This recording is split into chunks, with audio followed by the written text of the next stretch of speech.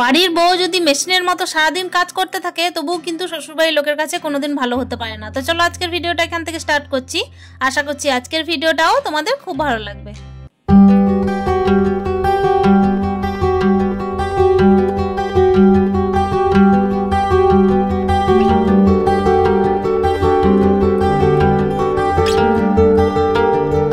Hello everyone, good morning, welcome back to my channel. কেমন আছো? আশা করছি সকলেই খুব ভালো আছো। আর ব্লগের শুরুতে বড়দের চরণে প্রণাম আর ছোটদেরকে আমার অনেক অনেক ভালোবাসা। এই যে দেখতে পাচ্ছ ডাইনিং এর জানলাটা খুলে দিলাম। দুদিন যাবত এত পরিমাণ বৃষ্টি পড়ছে যে বৃষ্টি যেন আর যাবে বলে মনে হচ্ছে না। কিন্তু কি বলো তো, বাড়ির বউদের তো সকাল থেকে সন্ধ্যে পর্যন্ত রাত পর্যন্ত একই রকম কাজ, প্রত্যেক দিনের মোটামুটি একই রুটিন। কিন্তু ওই রুটিনের মধ্যে একটুখানি ওই নতুনত্বের ছোঁয়া, মানে হচ্ছে আর কি, কোনো দিন হয়তো বাসন বেশি হলো, কোনো দিন হয়তো এই জায়গায় ঝাড়টা বেশি দিতে হলো, আবার হয়তো কোনো দিন হয়তো দুটো পদ রান্না বেশি হলো, এইটুকুই তফাৎ। তাছাড়া কিন্তু বাড়ির বউ দেখো মেশিনের মতো প্রত্যেক দিন ওই একই রুটিনেই চলতে থাকে। আমারও ঠিক তাই। এই যে ঝাঁট টাটগুলো দিচ্ছি, আমাদের এই যে বারান্দাটা দেখতেই পাচ্ছ, একটু খোলামেলা বারান্দা। তো বৃষ্টি যখনই হয় তখন কি হয়, এই যে পাতা যেগুলো থাকে ছোট ছোট পাতা সহ কিন্তু বারান্দার মধ্যে ঢুকে যায়, আর জলের কারণে না এই যে চিটিয়ে লেগে থাকে। তো ওই জন্য বারান্দাটা আজকে দরজাটা আর কি খুলেছি, মানে এটা তালা দেওয়াই থাকে, খোলার দরকার পড়ে না সব সময়। তো ওইটা খুলে নিলাম, তারপর কিন্তু ঝাড়টা দিচ্ছি দেখো। আর ওই যে পাতা পচাগুলো যেগুলো বলছি, সেগুলো হচ্ছে আমাদের বাড়ির সামনে তেঁতুল গাছ আছে অনেক বড়। তো ওই তেঁতুল গাছের পাতাগুলো এতটাই উড়ে উড়ে আসে যে আমাদের ঘরের উঠোন থেকে শুরু করে বারান্দা থেকে শুরু করে ডাইনিং পর্যন্ত একটু হাওয়া দিলেই আসলে সমস্ত পাতাগুলো আমাদের বাড়িতেই ঢুকে যায়। কিন্তু কি বলতো, এই যে বৃষ্টি হচ্ছে না, পাতা তো ঢুকছেই, তার সঙ্গে হচ্ছে বৃষ্টি জলে এমনভাবে চিটিয়ে যাচ্ছে যে ওই যে আমার খাটনি যেটা বললাম আমার বাড়িই চলে যাচ্ছে। কিন্তু মেশিনের মতো প্রত্যেক দিন যা কাজ করি তাই করছি। তবে হ্যাঁ, যেদিন ধরো একটু বাড়তি হয়ে যায় সেদিনে খাটাখাটনিটাও বাড়তি, মানে ওই যে প্রাকৃতিক গোলযোগগুলো যেগুলো হতে থাকে সেগুলোর জন্য কিন্তু খাটাখাটনিটা বেশি হয়ে যায়। তো দেখো এদিকে দেখো স্নান করে নিয়েছি, আর তারপর কিন্তু দুর্গা মন্দিরে এই যে ধূপ দিয়ে দিলাম। একটুখানি রোদটা উঠেছিল মনে হচ্ছিল, তো এর মধ্যে কিন্তু ধূপটা দিয়ে দিলাম। কিন্তু দেখছি যে না, মেঘের অবস্থা কিন্তু একবার করে আবার খারাপ হচ্ছে। কি বলতো, সকাল থেকে এত পরিমাণের কাজ থাকে যে অন্য দিকে আর মন দেওয়া হয় না। কাজই কাজ, সকালে ছেলেকে পাঠানো স্কুলে, তারপর হচ্ছে ঘরে রান্না বান্না থাকে। সব থেকে বড় ব্যাপার কি জানো তো, যতক্ষণ না পুজো দিই ততক্ষণ কিছু খাওয়া হয় না। এটা আমার প্রত্যেক দিনের রুটিন হয়ে গেছে, একরকম বলতে পারো অভ্যাস হয়ে গেছে। তো সেই জন্যই দেখো পুজোটা দিয়ে নিচ্ছি, চেষ্টা করি প্রত্যেক দিন পুজো টুজো দিয়ে তারপর কিন্তু রান্না করার। কিন্তু কখনো কখনো ওই যে কাজ করতে করতে তারপর হচ্ছে নিজের শারীরিক কোনো যদি অসুবিধা থাকে, হয়তো উঠতে ইচ্ছে করলো না, খুব একটা তাড়াতাড়ি উঠতে পারলাম না, তখন হয়তো এই যে পুজোটা দেরি হয়ে যায়। মানে যেদিকে যাব সেই দিকেই কিন্তু নিজেরই জ্বলন। তো কি করবো বলো, এই যে পুজো টুজোগুলো দিয়েই কিন্তু ওই জন্য একেবারে ছুটেছি রান্নাঘরে। চাটা এর মধ্যেই আমি রান্না বসিয়ে খাই, জানো তো, ভাতটা বসাই তারপরে এই চাটা খাই।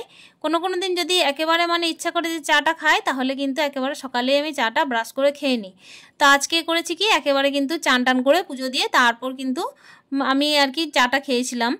এই যে এটা হচ্ছে রান্নাঘরের জানলা, এইদিকেও ধুলো পড়ে প্রচণ্ড পরিমাণের। আর যখন মানে বৃষ্টিটা হয় তখন কিন্তু ধুলোর জন্য বৃষ্টিটা আর কি পড়ে মানে এত পরিমাণ বাজে লাগে দেখতে, যে আমাকে কিন্তু দেখো তার জন্য নতুনভাবে জল দিয়ে দিতে হচ্ছে। এই ট্যাঙ্কিটার মধ্যেই যে জল থাকে আর কি ফিল্টারের, তো সেই ফিল্টারের জলটাই আমি ব্যবহার করি। আর শাক এনেছিলাম, শাকগুলো বেশ সুন্দর লাগছিল, তো ওইটাই বেছে নিচ্ছি।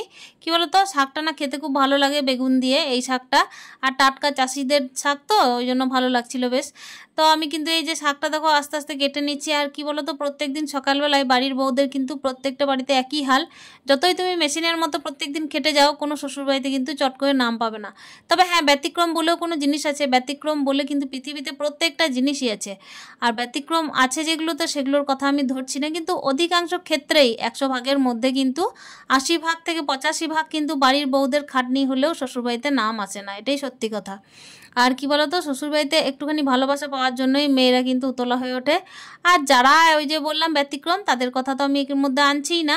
এই যে শাকটাগুলো আমার হয়ে গেছিলো বাছা, তারপর দেখো ভাতটা ইতিমধ্যে হয়ে গেছিলো। শাক বাছার আগে আমি ভাতটা বসিয়ে দিয়েছিলাম, আর ওই দিকে কিন্তু দেখো শাকটা কিন্তু আমি অলরেডি চাপিয়ে দিয়েছি, মানে শাকের সাথে একটুখানি বেগুন দিয়েছিলাম। শাক আর বেগুনের একটুখানি আর কি তরকারি করবো, তো একটু মতোই হয়ে যাচ্ছে দেখছিলাম। আর মা ছেলে তো রান্না, আপাতত ভাতটা আমি ছেলেকে 10টার মধ্যে খাওয়াবো। ভাতের ফেনা ঝরাতে ঝরাতেই আমি কিন্তু ছেলেকে ওইদিকে তাড়া দিচ্ছিলাম যে একটুখানি রেডি হতে হবে আর বইগুলো দেখে ঠিকঠাকভাবে গুছিয়ে নিতে হবে। আর জলের বোতল টোতল যেন আমাকে একটুখানি এগিয়ে দেয়।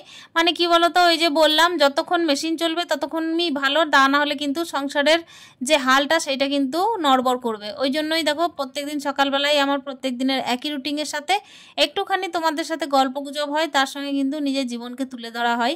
আর আজকেও তাই। ওদিকে শাকটা হয়ে গেছিল, ডাল করেছিলাম, আর এখানে দেখো আলু সিদ্ধ করছি। আলু সিদ্ধটা আমি একটু পেঁয়াজ লঙ্কা তেলের মধ্যে দিয়েই একটু হলুদ দিয়ে করেছি। এই আলু সিদ্ধটা খেতে ছেলে ভালোবাসে। আর কি বলতো, 10টার মধ্যে জল খাবারের টাইমে না এই ধরনের আলু সিদ্ধ গরম গরম খেতে বেশ ভালো লাগে গরম ভাতের সাথে। এখানে পাঁপড় ভেজে নিচ্ছি। আর একটা গাছের পেঁপে ছিল, মানে মাদের বাড়ির গাছের পেঁপে ছিল, তো ওই পেঁপেটাকে দিয়ে আমি একটা তরকারি করে নেবো। আজকে আর সয়াবিন করার টাইম হলো না, ভেবেছিলাম সয়াবিন করব, কিন্তু ওই যে বললাম আজকে হচ্ছে বৃহস্পতিবার, লক্ষ্মী মায়ের পুজো, ওই জন্য আমাকে মাঝে একটুখানি বাজার ছুটতে হয়েছিল। আর তার সঙ্গে কি বলতো, পান কলা এগুলো এনে ঠাকুরের পুজো দিতে হয়েছিল। পাঁচালিটা প্রত্যেকদিন চেষ্টা করি সন্ধ্যে টাইমে পড়ার জন্য, তো সন্ধ্যে টাইমেই পড়বো। আর সকাল টাইমে মায়ের বন্দনা করি, তারপর হচ্ছে মাকে আগমন করে তারপর কিন্তু আরতি করি, তো এইটুকু করি। আর পাঁচালিটা একটুখানি মন ধরে আর কি পড়তে হয় স্থিরভাবে, তো সেই জন্যই কিন্তু আমি সন্ধ্যে টাইমে পাঁচালিটা পড়ার চেষ্টা করি। এই যে পেঁপের তরকারিটা করে নিচ্ছি একটুখানি। পেঁপের তরকারিটা অনেকদিন খাওয়া হয় না, যেহেতু গাছের পেঁপে তো সেই জন্যই কিন্তু অতটা খাওয়া হয় না।